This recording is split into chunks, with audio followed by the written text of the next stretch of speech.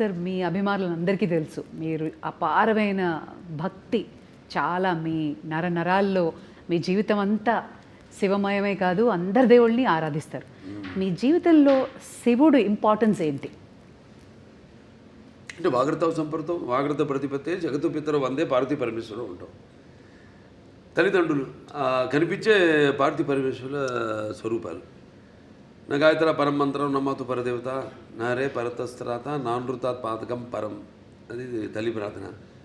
తండ్రి ప్రార్థన వచ్చి అస్మాత్ పార్థివత ప్రాదురూపతన భక్తి గురుణ సంతుర్ మాంసి శాస్త్రం తస్మై సర్వజ్ఞ మూర్తి పిత్రే.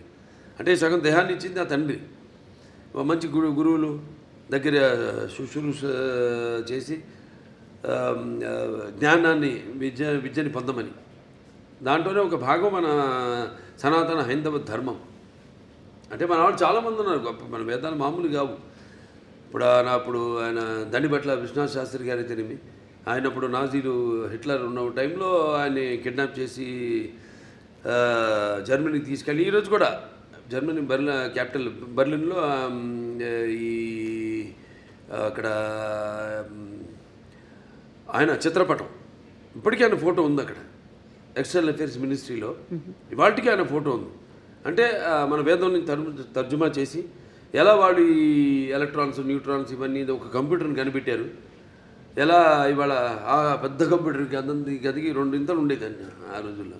దాన్ని ఎలా అలాగే న్యూక్లియర్ బాంబ్స్ ఇవన్నీ కూడా మన వేదంలో నుంచే మన అధర్వణ వేదంలో నుంచే దాన్ని తర్జుమా చేసి వాళ్ళు కనిపెట్టింది.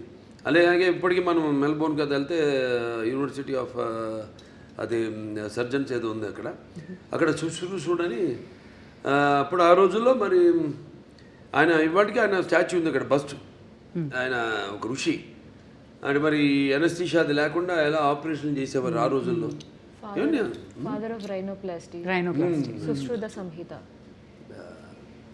సో శుశ్రూషుడు ఇవన్నీ చాలా గొప్ప వాళ్ళు. మీ వేదాల సారాంశాన్ని వాళ్ళు సరైన సారాంశాన్ని తీసుకుని ఓకే అంటే అధర్వణ వేదం వరకు చెప్తున్నాను. వేరే సామవేదాలు ఉన్నాయి, యజుర్వేదాలు ఉన్నాయి, ఋగ్వేదం ఉంది, అదంతా వేరు అలా. సో అలా మన భావితరాలకి దీన్ని ఇంకా ముందు తీసుకెళ్లాలంటే సినిమా అంత గొప్ప మాధ్యమం ఇంకోటి లేదు నాకు తెలిసి. ఎందుకంటే ఇప్పుడు నేను చెప్పాను ఇంతకుముందు ఈ దైనందిన కార్యకలాపాల్లో పడిపోయి ఎలా మనిషి సతమతం అవుతున్నాడు, ఎలా వాళ్ళకి బరువు కాంపిటీషను, దాంట్లో అది కాకుండా వాళ్ళు ఎలా గుంజుకుపోయింది ప్రపంచం. ఆ గుంజుకుపోయిన ప్రపంచాన్ని ఎలా సరిగ్గా వాడుకోవాలి దాన్ని. ఇప్పుడు ఏ వచ్చింది, ఆర్టిఫిషియల్ ఇంటెలిజెన్స్ వచ్చింది, ఇప్పుడు ఇవన్నీ వచ్చినప్పుడు దాన్ని ఎలా వాడుకోవాలి ఏమిటి అని దాన్ని మనల్ని సరైన మార్గంలో తీసుకెళ్లే సినిమా మన అఖండ తాండవం.